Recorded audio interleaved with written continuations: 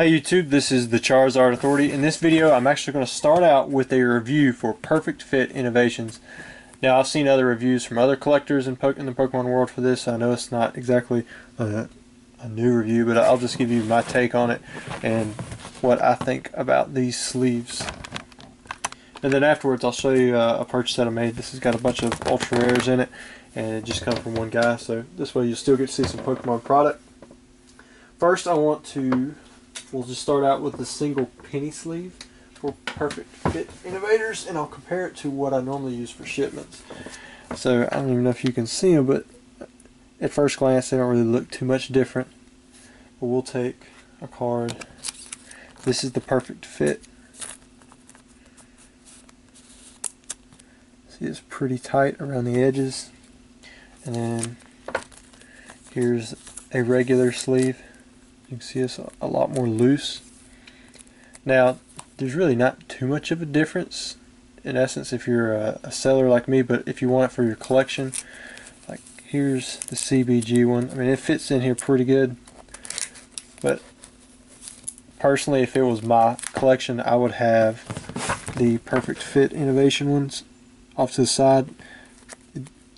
It moves a lot less while it's inside the case because it's tighter. It goes much more easily into the case, and I imagine if this was a non-pocket pro page that this one right here would rumple up.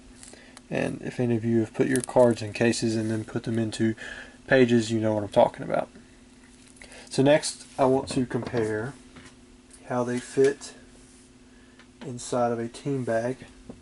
So first I'm going to put these both in a standard top loader. These are, I think it's 25 point or 20 point.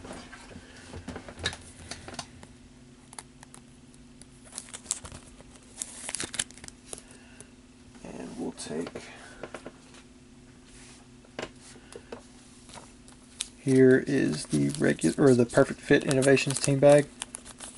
Goes in there, it's pretty snug. Like it doesn't just drop in there as easily. However, being tight, again, has its advantages. This right here, you can tell that it moves a lot more. And you pull it off and push it down. Seals across the top. And then here's the Perfect Fit Innovation one. Same way, you just pull the top piece and it comes down.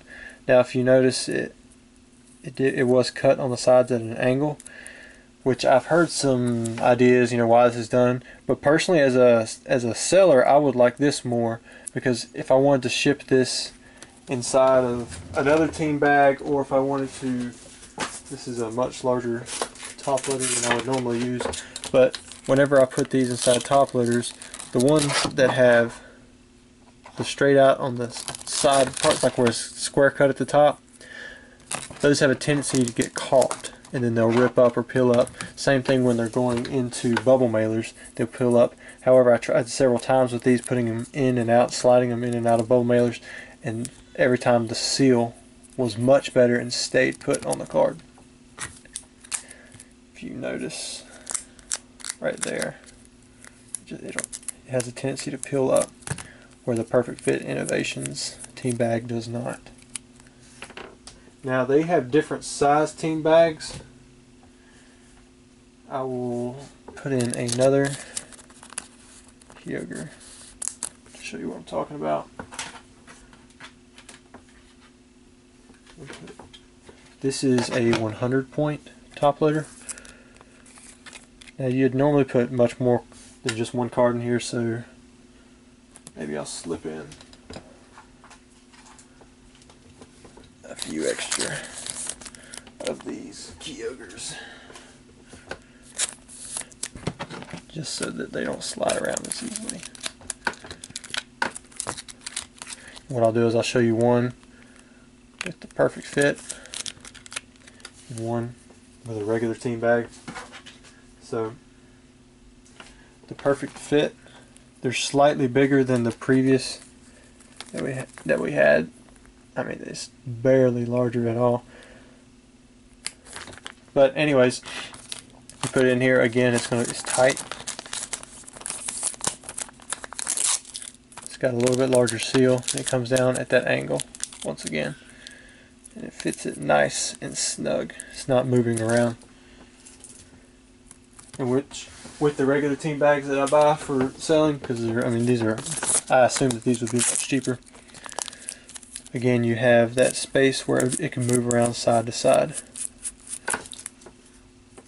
Where with the Perfect Fit Innovations team bag, it does not do that. What I'll also show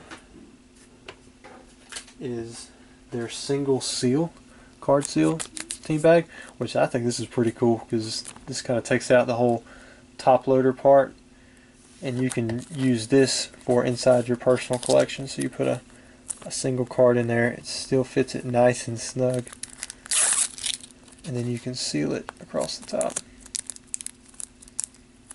And now that'll fit right inside of a collection. And I would assume that with this, if you accidentally spilled something on it, you wouldn't have to worry as much about something leaking in through the side. Now next up, the last part of this review that I'm going to show you is their team bags. So this is a regular team bag that I buy from Cardboard Gold. Now once you put it on the PSA card, as you can see, it has a lot of room in here. And for collectors, I mean, this can cause a problem because they definitely do not want their PSA cards moving around so much that when they set down a box or however they keep it, that it's moving and or jarring, or it could possibly crack the case. Now, with the Perfect Fit Innovations team bag, this is not the case.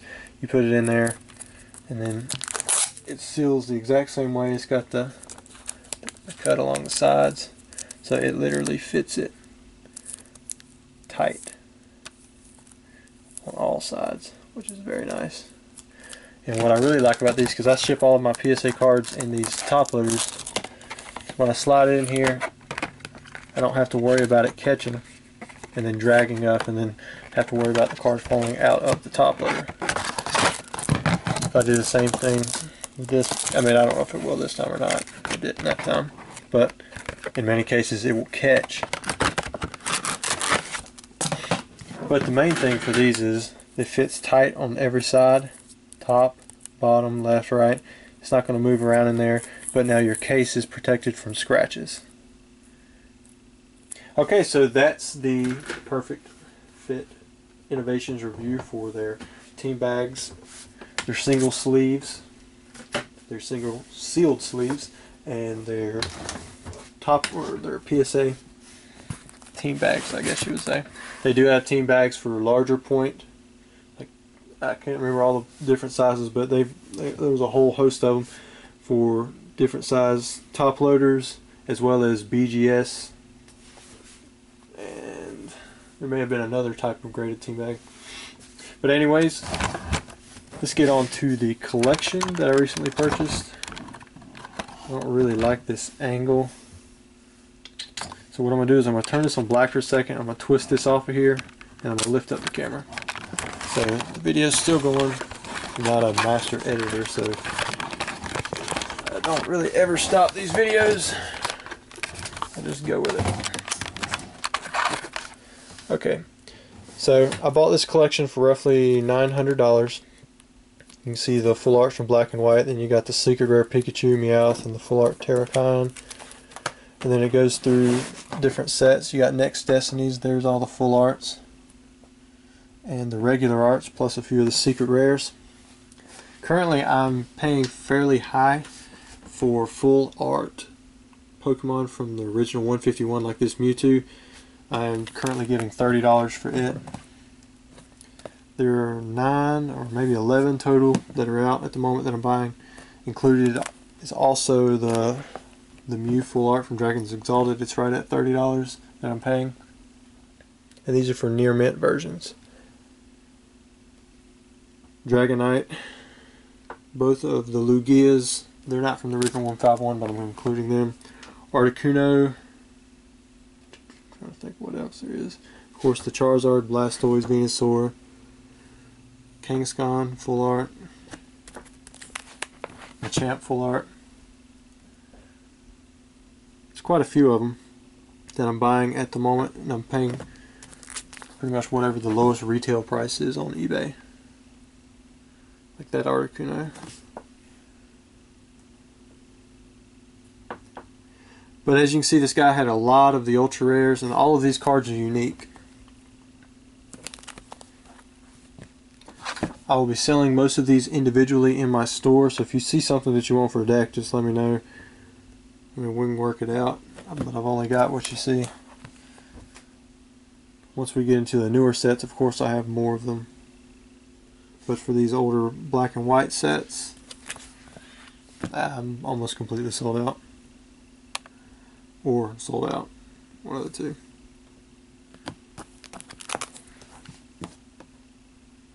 Included with this is almost all of these had their parallel common and uncommon set, or uncommon, common, trainer, hollow, and rare that he had just completed.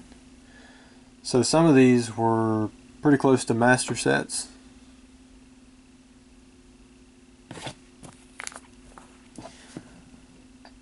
What I like about this guy's cards is they are all very good condition. However, I think there was supposed to be a secret rare Mega Gengar right there, because I bought the Mega Gengar, the Full Art Gengar, and the secret rare Mega Gengar. However, I did not see it in the binder when I went through the first couple of times. Included in his collection were some stray EX Series EXs, as well as some other ultra rares that you will see here in the next coming few moments. Got some level X's, which I will be checking my collection, comparing conditions. Also some shiny cards. These were fairly hard to get in near mint condition. From what I can tell, his are pretty close to pack fresh. Some Rotoms, Arceus, those are reprints. Then we just had a few other legends and some alphas. And that was it for that binder. What I'm going to do is I'm also going to give you a preview into some collections that I'm working on at the moment. What I was talking about before with the full arts from the 151. Like you can see, I've already acquired several full art Charizards. But I'm doing the same thing with the other cards like Machamp and Gengar and Blastoise. There's several of them that I'm working on. I hope to get 50 of each eventually. And then also I'm just working on some Charizards and regular base set cards that I like. Paying retail, well, who isn't paying retail for first edition Charizards, but I am for Venusaur and Blastoise as well. I mean, they're bringing at least 100 each, as long as they're in decent condition. Charizard, I mean, you're looking at 300 plus. I lost out on a bid for almost $1,000 on a mint condition one. The same thing for the Unlimited. So that's just a preview into some of the stuff that I'm working on for videos and collections, but it could potentially take a very long time. But anyways, I hope you enjoyed the review, and I hope you enjoyed the collection for the purchase that I made as well. Thanks.